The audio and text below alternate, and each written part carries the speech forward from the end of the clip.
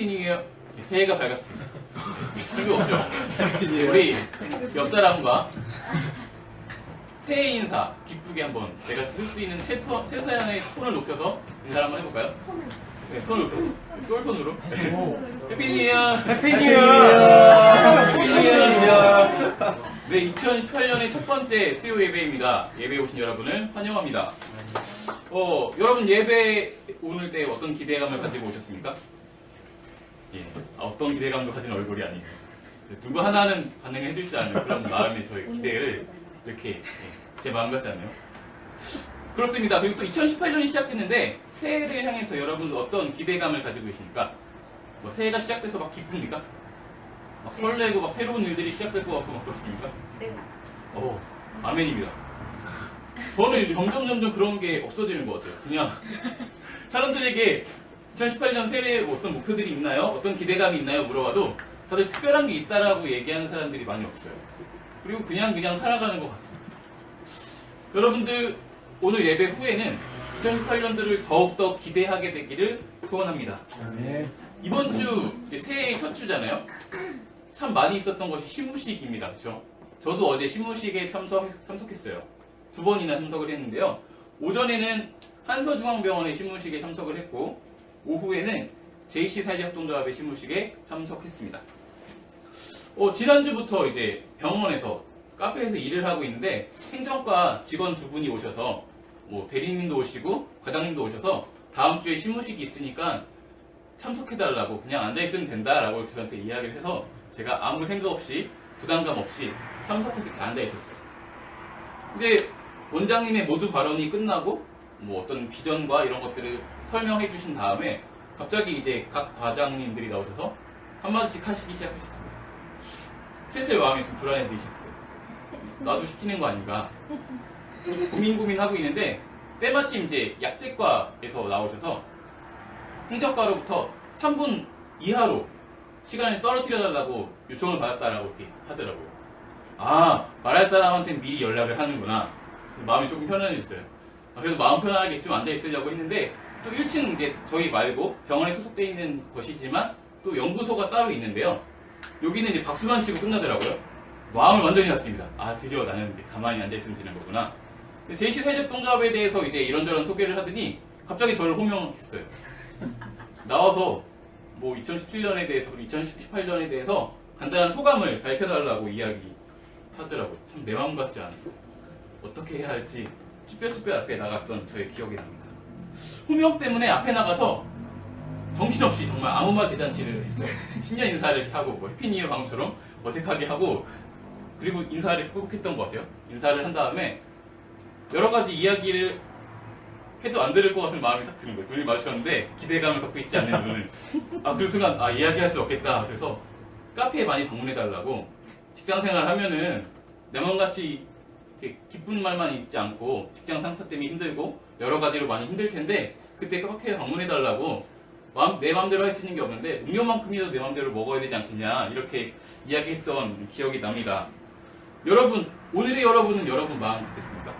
내 마음 가는 대로 다 이렇게 보내주셨습니까?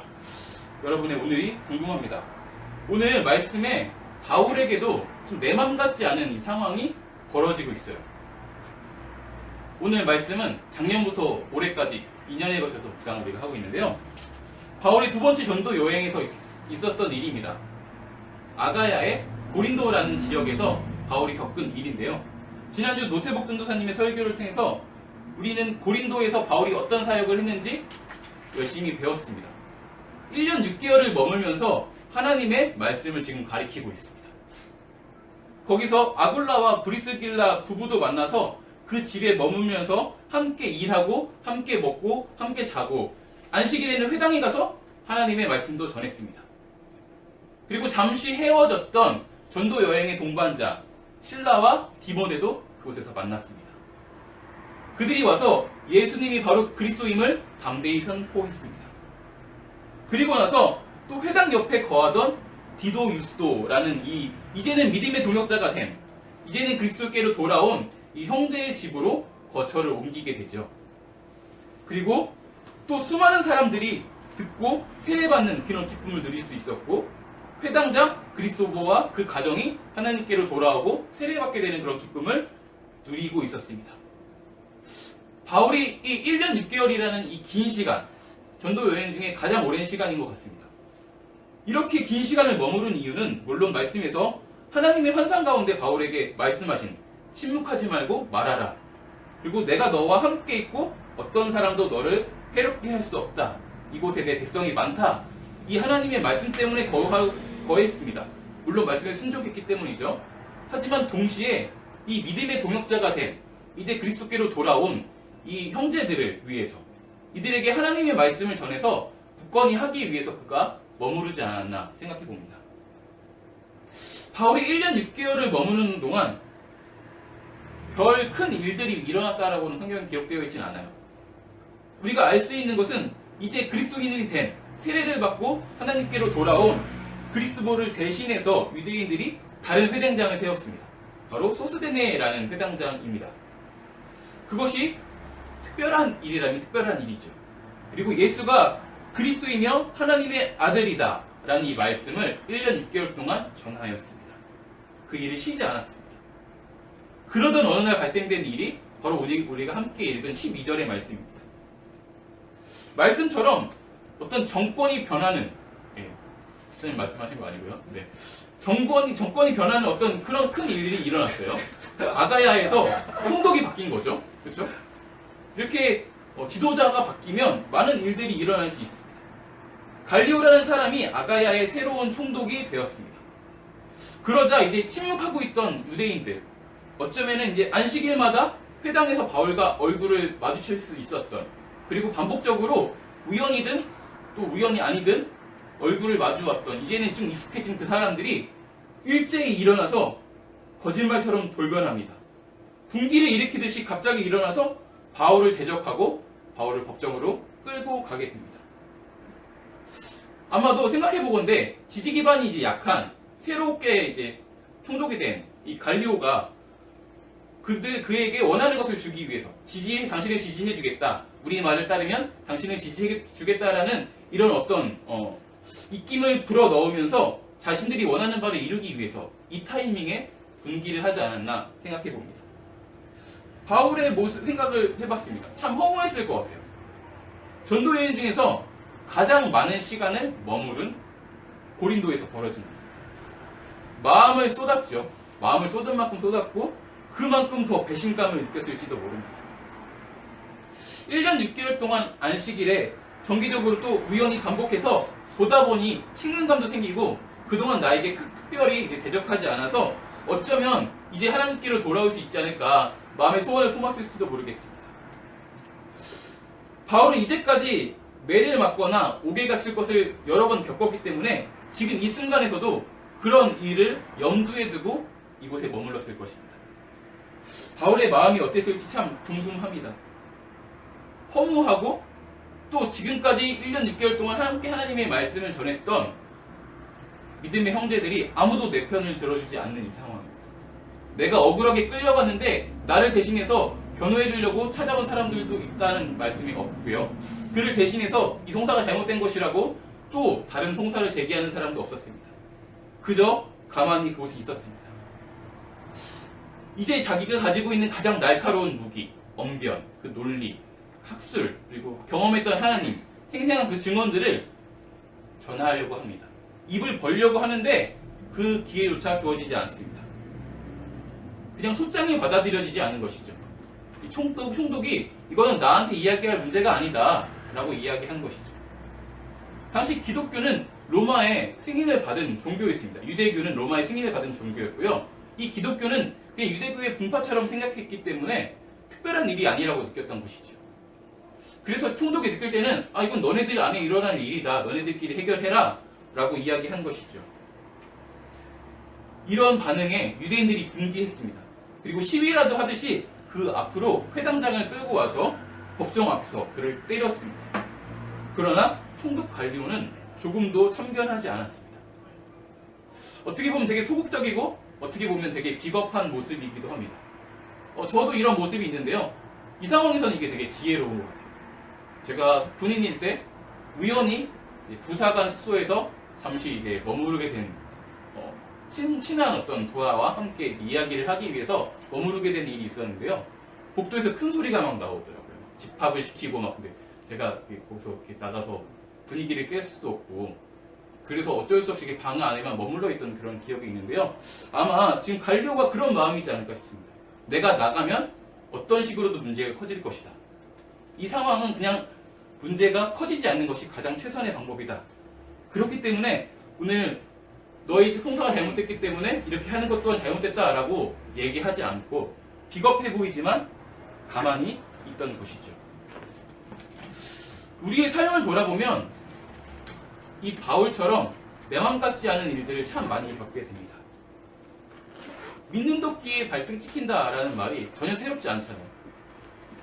우리 삶 가운데 늘 가까이 있고요. 어제 이 신무식에서 지구더 원장님이 시대를 이렇게 모두가 발언에서 표현하더라고요. 불확실성의 시대. 여러분도 이 말에 동감하십니까?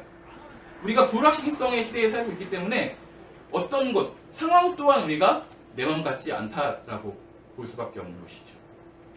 사람도 상황도 믿을 수 없는, 그 어느 것 하나 내 맘대로 되지 않는 그런 시대 속에 우리가 살고 있습니다. 우리의 삶을 돌아봤을 때 언제나 내 맘 같지 않은 일들이 가득합니다. 여기에서 자유로울 수 있는 사람은 아무도 없는 것 같아요.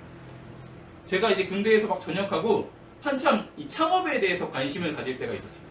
장사에 대해서 관심이 있었고, 그래서 사람들과 많이 이야기를 했어요. 카페를 운영하시거나 음식점을 운영하시거나 뭔가 가게를 운영하시는 분들하고 대화를 많이 해봤습니다. 그런데 공통적으로 그 마음에 불안감이 있고요. 가게를 좀 팔았으면 좋겠다라는 생각을 갖고 있는 분들이 참 많다라는 걸 깨달았습니다. 이유는 되게 각각입니다. 잘 되면은 잘 될 때 좀 권리금을 좀 더 받고 팔고 조금 더 좋은 입지가 있는 곳으로 이동하고 싶은 마음이 있고요. 안 되면은 안 되니까 손해를 더 보기 전에 빨리 좀 정리하고 싶은 마음들이 있습니다. 이 생계와 관련된 것까지도 이제 내 마음대로 안 되는 거죠. 이게 잘 안 되면 정말 어떻게 보면은 큰 위험이, 큰 어려움이 바로 직면하게 되는 상황이지 않습니까? 이 모든 것이 불안한 것이죠. 내가 소망하고 계획한 것이 있지만 여지없이 항상 그것은 어겨지고 마련입니다. 제가 서두에서 이야기했던 이 신무식에 겪었던 짧은 해프닝뿐만이 아니라 누군가에게는 점점 나빠지는 이 경제적 상황 때문에 누군가에게는 오랫동안 염원했던 일이 도무지 해결될 것처럼 보이지 않고 그냥 여전히 머물러 있어서, 아니 오히려 더 나빠져서 마음이 어려운 일들을 겪을 것입니다. 아니면 또 누군가는 사람 때문에 심각해지고 상처 입을 수도 있습니다. 그것 때문에 힘들어하기도 하죠. 내가 사람에게 기대한 만큼 그 사람이 내 마음같이 행동해주지 않기 때문이죠. 여기에서 자유로울 수 있는 사람은 아무도 없습니다. 그리고 심지어 이런 일들은 하나님을 믿는 사람 사이에서도, 교회 안에서도 발생되기도 합니다. 교회를 섬기는 일에도 그럴 때가 있죠. 하나님의 사랑을 전하는 일에 정말 순전한 마음으로 열심을 쏟고 마음을 쏟을 때가 있습니다. 그런데도 이런 일을 겪을 때가 있습니다. 순순히 마음을 가지고 열심히 섬겼습니다. 열심히 봉사를 했습니다. 근데 도리어 지탄의 대상이 될 때가 있습니다. 그리고 교회로부터 상처를 입을 때가 있습니다. 내 맘 같지 않고 오히려 원치 않는 일들이 더 많이 생기는 이때 여러분들은 어떻게 반응하십니까? 말씀에서 바울은 어떤 반응도 하지 않는 반응을 선택했어요. 보통 바울의 모습을 생각했을 때 이런 상황을 겪으면 추측해 볼 수 있는 행동들이 있습니다. 구원하신 하나님을 찬송하거나 기도하는 행동. 왜냐하면 감옥에 있을 때도 그렇게 했으니까요. 아니면 더 담대히 하나님의 말씀을 전하는 행동. 아니면 만나는 사람마다 당신이 나를 송사했던 것은 잘못됐고 예수 그리스도가 하나님의 아들임을 다시 한번 증언하는 그런 적극적인 태도. 더 이상 그는 나를 이것으로 송사할 수 없기 때문이라는 확신이 있기 때문입니다. 그런데 단지 여러 날 머물다 작별하는 것으로 고린도에서의 여정을 마치는 모습을 볼 수 있습니다. 의연하지만은 않았던 것 같아요. 이 상황에서 그냥 마음 담담하고 그냥 늘상 겪는 일인데 이건 또 한 번 겪었네, 이런 마음은 아니었던 것 같습니다. 비록 성령을 충만했던 사람이지만 고린도서에서 이 당시 고린도에서 사역했던 자기의 모습을 스스로 평가하기로는 약하고 두려워하고 힘이 떨었다라고 스스로의 모습을 고백하고 있습니다. 단지 그곳에서 성령의 능력으로 하나님의 말씀을 전하고 있었던 바울이지만 이런 원치 않는 상황에서 스스로를 표현한 것이죠. 약하고 두려워서 심히 떨었다. 내 맘 같지 않은 상황에서, 어떻게 될지 알지 못하는 상황에서 힘쓰고 애쓰고 마음을 쏟았는데 오히려 좋지 않은 결과가 내게 찾아온 이 상황에서 바울은 떨고 있었던 것이죠. 그런데 어떻게 아무것도 하지 않고 그 자리에 지킬 수 있었을까요? 원래 겁을 먹으면 나도 모르게 더 목소리가 크게 나오게 마련입니다.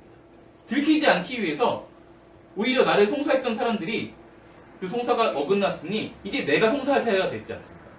당신이 나를 명예훼손을 했다. 이렇게 송사할 수도 있을 것이고, 더 적극적으로 나의 약함을 드러내지 않도록 이야기하거나 목소리를 내거나 아니면 거꾸로 움츠려들어서 어떤 것도 하지 않았을 수 있었는데 바울은 그들과 함께 일상생활처럼 함께 머물다가 떠나는 모습을 볼 수 있습니다. 그의 모습이 어떻게 이럴 수 있었을지를 18장을 계속 반복해서 읽다 보니까 10절 말씀처럼 하나님이 자신과 함께 했다라는 것을 여전히 믿고 있었기 때문에 그러지 않았을까 싶습니다. 자기가 복음을 전할 때마다 성령의 능력이 드러난 것을 목격하고 있는 것이죠. 말할 때마다 하나님이 함께하고 있다. 말할 때마다 하나님께서 능력으로 이 사람이 하나님께로 돌아오게 되는 일들을 내게 보여주고 계시다. 이 부인할 수 없는 증거들이 계속 눈앞에서 이루어지고 현상 중에 하나님께서 내가 너와 함께한다라고 말씀하여 주시었기 때문에 지금 내가 원하는 상황이 아닐지라도, 지금 내 마음 같지 않을지라도, 그래서 지금 약하고 두렵고 힘이 떨리지만 내가 그 안에 있고 그가 내 안에 있으므로 그가 나의 목자 되심을 부인할 수 없는 모습 때문에 여전히 그 자리에서 견딜 수 있지 않았을까 싶습니다. 그때 하나님께서는 그 사람을 통해서 당신을 드러내셨습니다. 말씀의 17절에 보면 억울하게 매를 맞은 회당장 소스데네라는 사람이 등장하는데요. 이 사람이 고린도전서 1장의 1절에 보면 믿음의 동역자로서 새롭게 등장하게 되는 것이죠. 이 기대하지 않고 똑같은 일상을 살았음에 어떤 것도 내 마음 같지 않게 느껴졌지만 그 자리에 견뎠더니 한 사람이 하나님께 돌아오게 되는 일이 일어나게 된 것이죠. 그리고 바울의 사역은 끝났지만 하나님의 사역은 끝나지 않았습니다. 남은 사람들을 통해서 또한 새로운 아볼로를 통해서 하나님의 교회를 고린도에 굳건히 세워가신 것입니다. 살리시는 분도 세우신 분도 하나님이신 것을 인정하는 삶을 살았던 것이죠. 내가 원하는 상황이든 원치 않는 상황이든 여전히 하나님께서 지금 나를 인도하고 계시다라는 흔들리지 않는 믿음이 있던 것입니다. 부인할 수 없는 증거가 삶 가운데 가득했던 것이죠.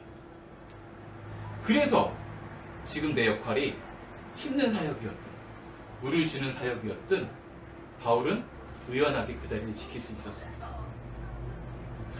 2018년을 시작하면서 저도 스스로 많이 저를 돌아봤어요. 제 사역도 돌아보고 왜 어떤 것도 이렇게 목표하지 않는가, 그런 것도 반성도 좀 해보고 많이 돌아봤습니다. 그러면서 좀 불편하게 느껴지는 것이 한 가지 있었습니다. 그것은 제가 JC 사회적 동조합 시무식에서도 이야기를 했었는데요. 이 사회적 협동조합 때문에 스포트라이트를 받게 되는 상황이 불편한 거예요. 물론 앞으로 제가 더 고생스러운 일들이 많이 놓여있기 때문에 격려하는 차원에서 그래 앞으로 고생하세요 라고 얘기할 수 없으니 축하합니다 이렇게 얘기하는 것이고 잘하셨습니다 라고 이야기하는 그 마음들은 느낄 수 있어요. 그런 선의들을 느낄 수 있어서 마음이 좋은데요. 동시에 저는 이제 여기 앉아 계시는 정세기 전사님이 보이더라고요. 1년 동안 학업을 중단하면서 거기서 씨를 뿌리는 사역을 했습니다. 땅을 다졌고요. 그곳에 있는 돌을 기경했고요. 무엇인가 심기 가장 좋은 여건을 만들었어요. 많은 사람들이 커피 봉사를 통해서 병원과 소통하면서 그곳에 씨를 뿌렸고 기도함으로 물을 주었습니다.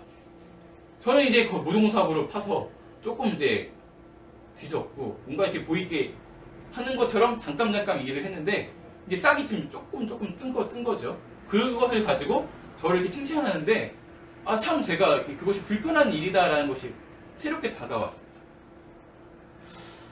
그러면서 또 깨달았습니다. 이것이 하나님께서 하시는 일이라면 불편해할 필요는 없겠다. 누군가는 심었고 누군가는 물을 주었을 때 자라나게 하시는 분은 하나님이시기 때문입니다. 교회도 동일한 것 같습니다. 교회의 사역 가운데 누군가는 항상 힘씁니다. 열매를 보지 못하고 정말 이름도 빛도 없이 그렇게 헌신하죠. 누군가는 물을 줍니다. 어떻게 보면 참 쉬운 부사역인 것 같아요. 또 누군가는 원치 않은 또 예상치 못한 기쁨 어린 열매를 획득할 때가 있습니다. 그러면서 그 기쁨을 함께 나눕니다. 하지만 하나님이 보실 때는 그 모두가 아름다운 사역이고 하나님께서 하시는 일인 것입니다. 그래서 저는 2018년도 계획했습니다. 정성을 다해서 기도해야겠다. 하나님께서 일하시도록 해야겠다. 여러분들도 이 하나님 때문에 2018년도가 더 기대됐으면 좋겠습니다. 우리는 2018년도를 예상해 볼 수 있어요. 결코 지금보다 좋지 않을 것이다. 그렇죠? 결코 좋은 날을 오지 않을 것이다. 경제가 갑자기 막 이렇게 회복되지 않을 것이고 삶의 여건은 안 좋아지면 안 좋아졌지 더 좋은 일은 참 찾기 힘들 것이다.